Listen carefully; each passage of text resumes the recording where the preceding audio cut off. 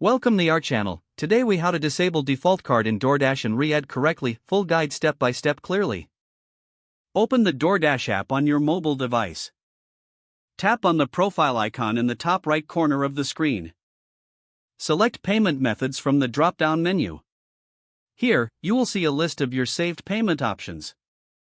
Locate the default card you wish to disable. Tap on that card to open its details. Look for the option that says Set as Default or Remove.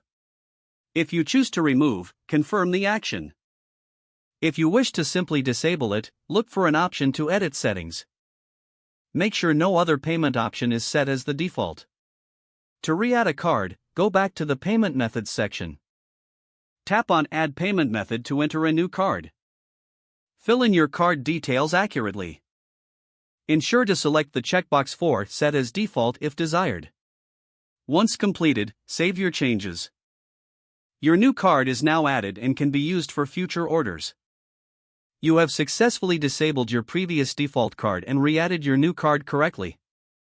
If the page does not load, refresh the browser or try again in a private or incognito window.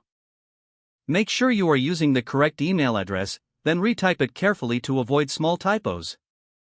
If your password is not accepted, use the reset option and create a new strong password you can remember.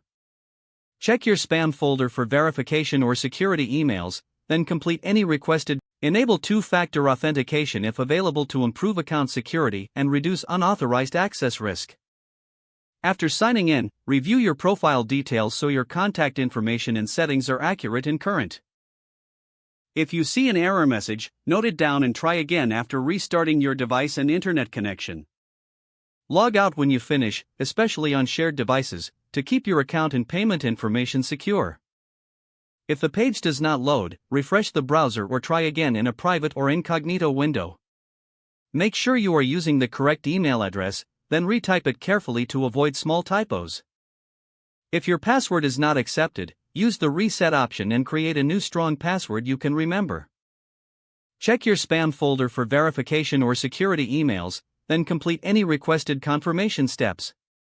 Don't forget to like this video and subscribe to our channel for more step-by-step tech guides.